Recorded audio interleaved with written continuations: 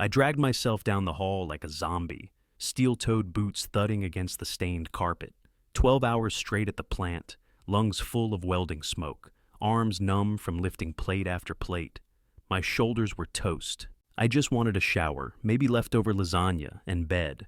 But halfway to my door I heard it. Music, loud, bass-heavy. Then laughter, voices I didn't recognize.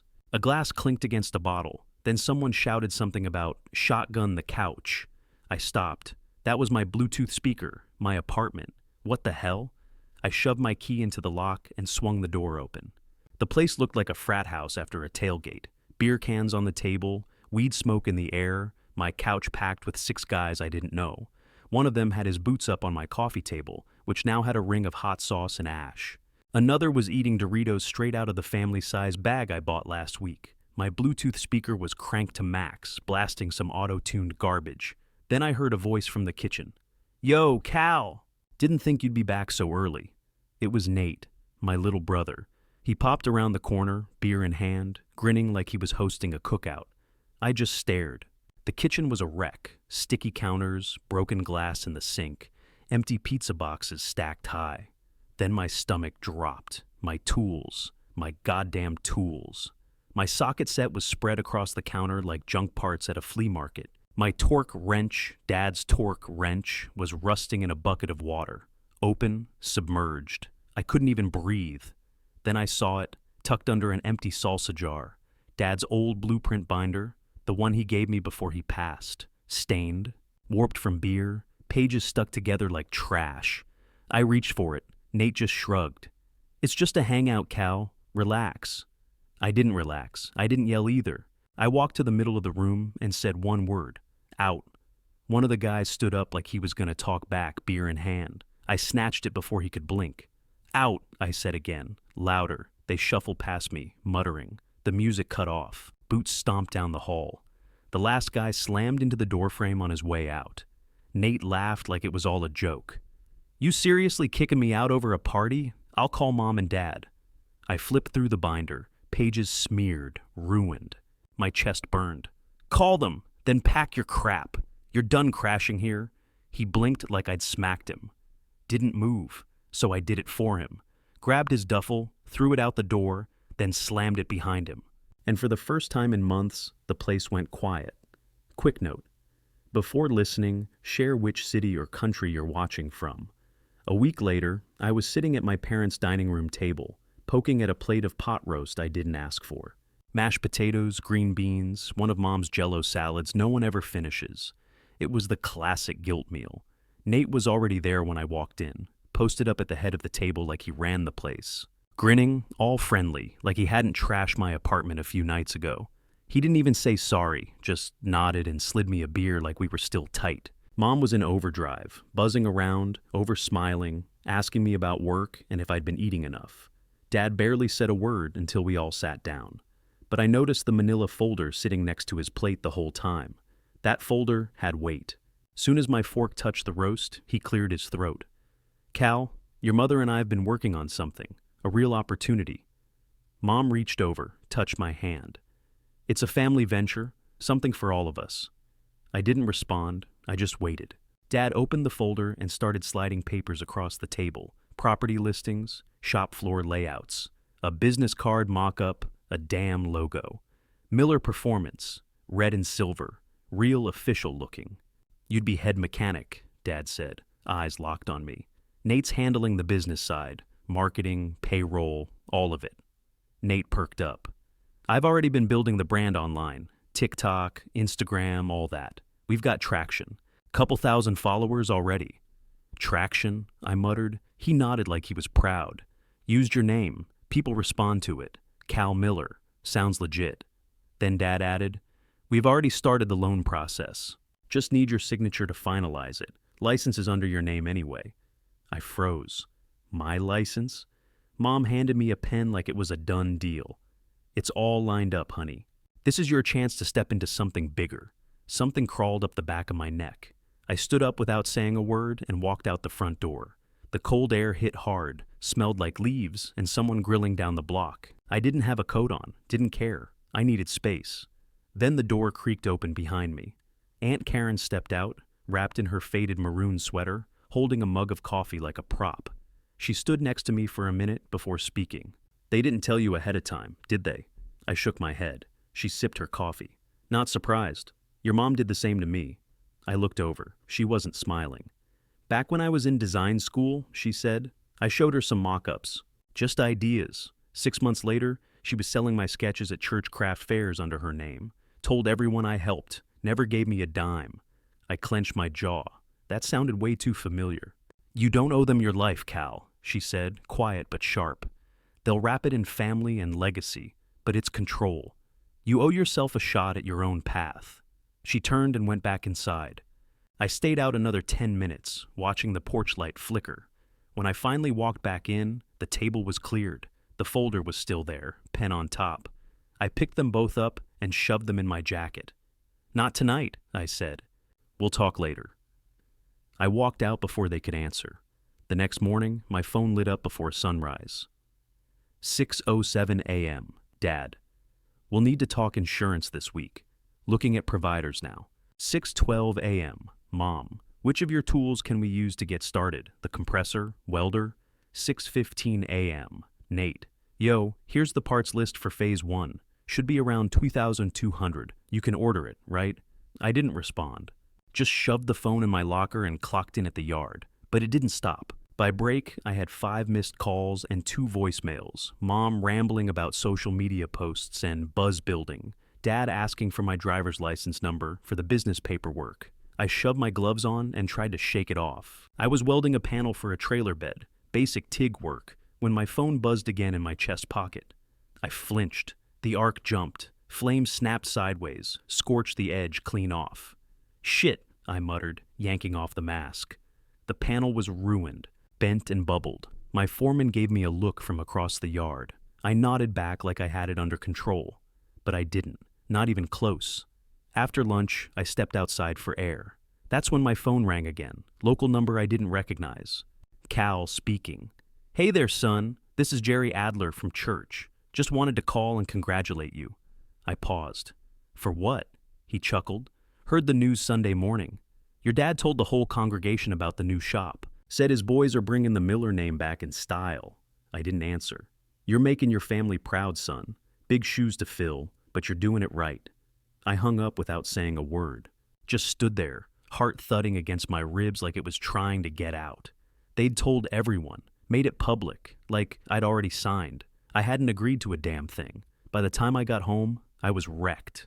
I dropped my keys, cracked open a warm beer, and sat on the floor because I couldn't even look at the couch without thinking about Nate's party. The manila folder was still sitting on the kitchen counter where I'd tossed it the night before. I didn't open it, then my phone buzzed again, another unknown number. I almost ignored it, but I picked up. "Cal Miller? Speaking. This is Don Ramirez, foreman over at Garrison Motors. You sent us a resume back in April. Still looking?" My mouth went dry. I sat up straight. Yeah, I am." "Good. I've looked through your stuff. Your references check out, and your steel works solid. We've got an opening for a lead fabricator. You free to come in tomorrow morning for a bench test?" It took a second for my brain to catch up. I'd applied to that job on a whim, figuring it'd go nowhere. "I can be there," I said. "Good, 7 sharp. Bring your gloves." He hung up. I sat there for a full minute, phone still in my hand. No music, no TV, just the sound of the fridge humming and the blood pounding in my ears. For the first time in weeks, I felt like something might actually be mine.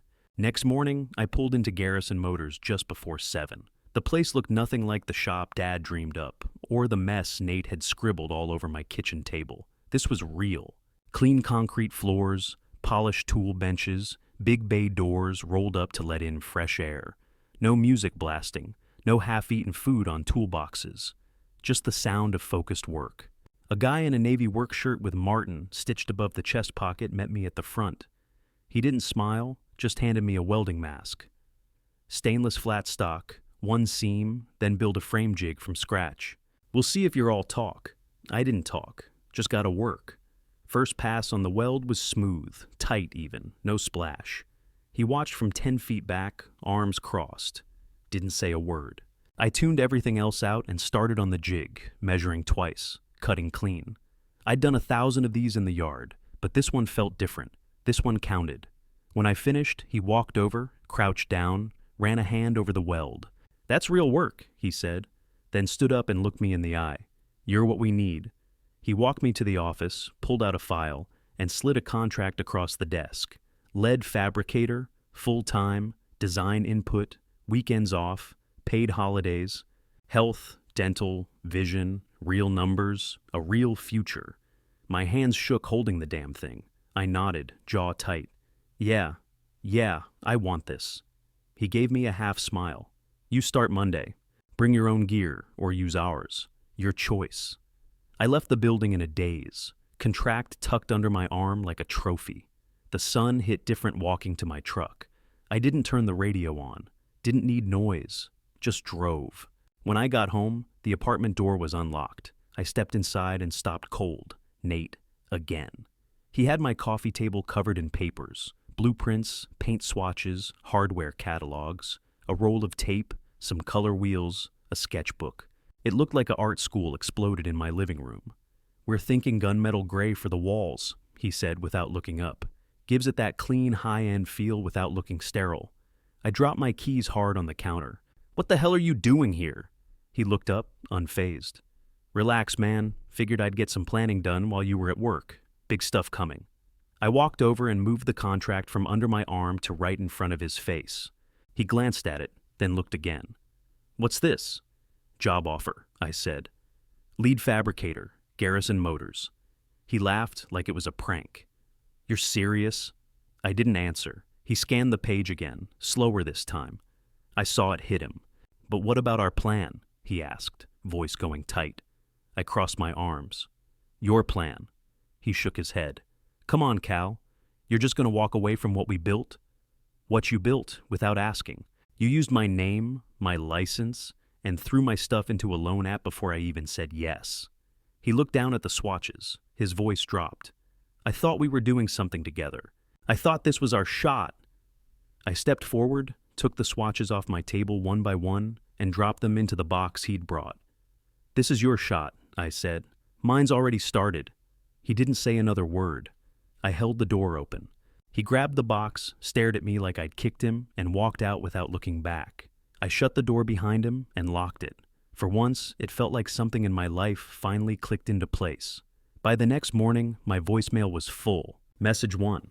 "Dad, you walk away now. You're betraying everything this family built. You think you're better than us?" Message 2. "You will regret this, Cal. You're throwing away your legacy for a paycheck." Message 3. "You come to dinner Sunday. We fix this face to face." Then came Mom. Text 1. "Why are you causing drama over one little shop? We were just trying to include you." Text 2. "This is family. You're not being fair to Nate." Text 3. "I raised you better than this." I turned the phone face down and didn't touch it for hours. Then Aunt Karen called. "Don't hang up," she said the second I picked up. "I'm not calling to pick a side." I sat down. She never called just to talk. "I heard about the shop," she said, "and I know that look in your father's eye. You need a lawyer." I didn't say anything. "Your uncle went through the same thing years ago. Your dad tried to loop him into a side business using his credit. Took years to unwind it. He barely got out clean." That got my attention. "I have someone you can talk to," she said. "No pressure. Just don't wait too long." I met her later that week at a little law office in a strip mall. Looked like the kind of place you'd go to fight a parking ticket. But the guy she introduced me to, Mr. Hartley, was sharp, all business. He skimmed the loan packet I brought, stopped cold at the forged signature, my name written in block letters like a bad copy. "This was submitted?" he asked. I nodded. "I found out when my church neighbor congratulated me." He flipped through the pages again. "Your license number's here, social, all of it." I felt my stomach turn. "This is fraud," he said flat, "but we can stop it before funds get dispersed. First thing we do, file a dispute with the lender. Then we get a cease and desist sent to your parents. Every call after that comes through me." I exhaled for the first time all day.